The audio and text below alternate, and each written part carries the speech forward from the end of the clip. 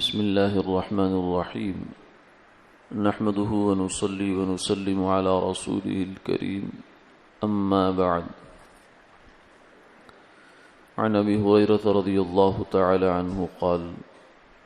قال رسول الله صلى الله عليه وسلم لا تجعلوا بيوتكم مقابر فإن الشيطان ينفر من البيت الذي يقرأ فيه سورة البقرة أو كما قال عليه الصلاة والسلام۔ سیدنا ابو ہریرہ رضی اللہ تعالی عنہ سے مروی ہے کہ رسول اللہ صلی اللہ علیہ وسلم نے یہ ارشاد فرمایا کہ تم اپنے گھروں کو قبرستان نہ بناؤ، کیونکہ شیطان اس گھر سے بھاگتا ہے جس میں سورہ بقرہ کی تلاوت کی جاتی ہے۔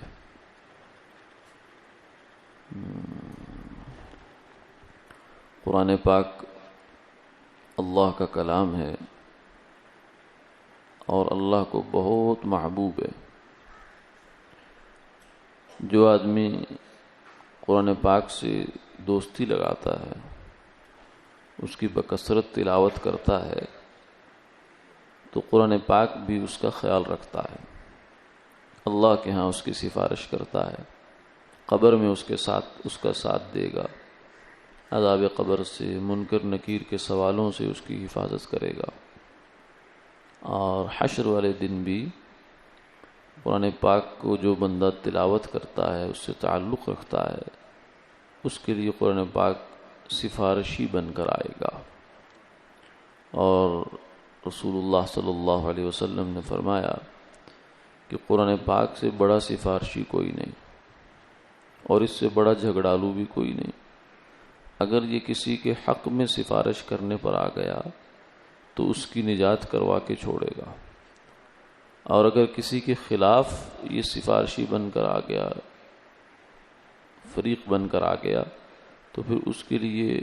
ہلاکت میں کوئی شبہ نہیں۔ اس لیے قرآن پاک کی تلاوت کو معمول میں داخل کرنا چاہیے، اپنے کوشش کرنی چاہیے روزانہ کچھ نہ کچھ قرآن پاک کی تلاوت ہو جائے، چاہے ایک رکوع ہی ہو جائے، چاہے 2-4 آیتیں ہی ہو جائیں، لیکن کچھ نہ کچھ قرآن پاک کی تلاوت ہوتی رہنی چاہیے، بالخصوص اپنے گھروں میں۔ ہمارے ہاں عام طور سے تلاوت کا معمول کم ہو گیا، پہلے بہت زیادہ تھا، لیکن اگر جو تھوڑا بہت ہے بھی تو وہ بھی ہم مسجد میں یا دائیں بائیں کر لیتے ہیں۔ اپنے گھروں میں قرآن پاک کی تلاوت کا معمول ختم ہوتا جا رہا ہے، اور یہ بڑی بے برکتی کا باعث ہے۔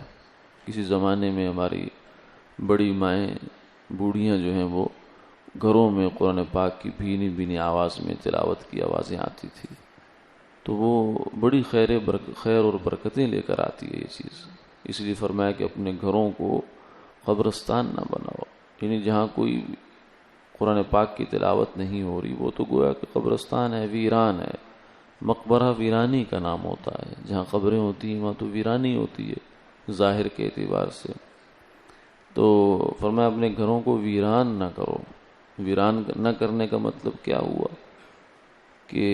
ان کے اندر تلاوت قرآن پاک نہ کی جائے۔ اس کا مطلب یہ ہوا کہ جہاں قرآن پاک کی تلاوت ہوگی وہ گھر آباد ہوگا،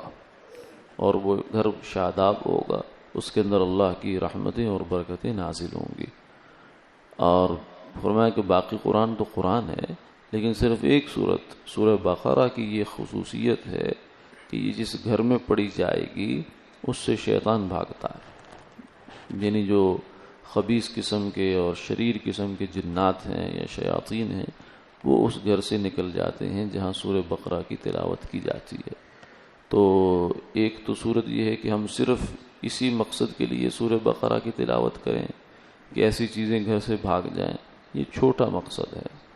یہ بہت چھوٹا مقصد ہے۔ یہ ایسے ہی ہے جیسے ہم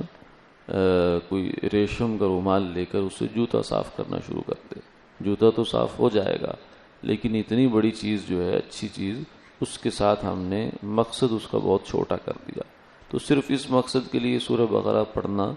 یہ بھی ٹھیک ہے، فائدہ تو حاصل ہو جائے گا، لیکن اصل یہ ہے جو حضور صلی اللہ علیہ وسلم ترغیب دینا چاہ رہے ہیں